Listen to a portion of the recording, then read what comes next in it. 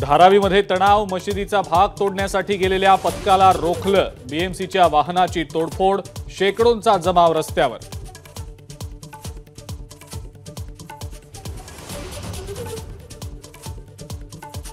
पुण्यातल्या खड्ड्यांवर राष्ट्रपती द्रौपदी मुर्मू सुद्धा नाराज. 2 आणि 3 सप्टेंबरच्या दौऱ्यात मोठा त्रास झाला असं पुणे पोलिसांना खरमरीत पत्र.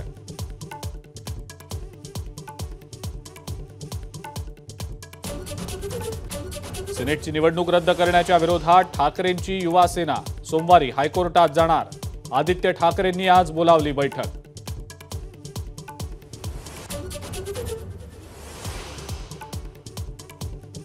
एकनाथ खडसे पुन्हा राष्ट्रवादीमध्ये सक्रिय होणार. 40 गावच्या जामनेर इथल्या शिवस्वराज्य यात्रेमध्ये हजेरी लावण्याची शक्यता.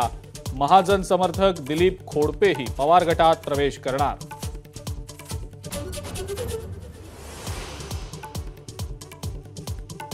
राजानं प्रखर टीका सहन करावी आणि चिंतन करावं. केंद्रीय मंत्री नितीन गडकरींचं वक्तव्य. विश्वगुरू व्हायचं तर शिवरायांसारखे धर्मनिरपेक्ष व्हा, असाही सल्ला.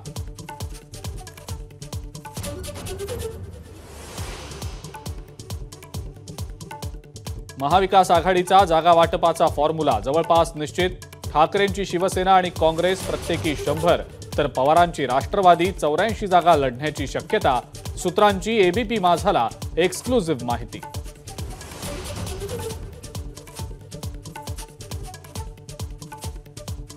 जनसन्मान यात्रेसाठी अजित पवार आज कोकणातल्या श्रीवर्धन आणि चिपळूणमध्ये महिला मेळावाही घेणार.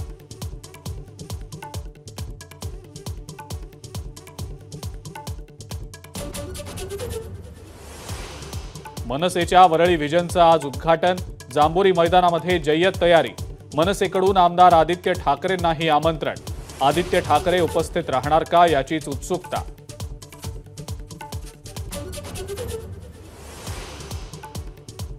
मनोज जरांगेंच्या समर्थनार्थ बीड, धाराशिव आणि परभणीमध्ये आज बंद.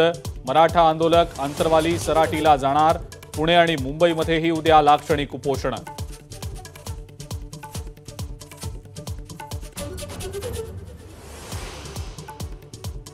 मावळ मतदारसंघातील भाजप आणि राष्ट्रवादीमधले वाद चव्हाट्यावर.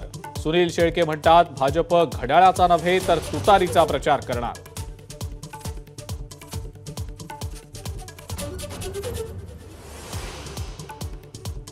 आणि बांगलादेश विरुद्धच्या चेन्नई टेस्टमध्ये शुभमन गिलची हाफ सेंचुरी. रिषभ पंत देखील हाफ सेंचुरीच्या उंबरठ्यावर. भारताच्या आतापर्यंत 3 बाद 145 रन्स तर आघाडी 372 वर.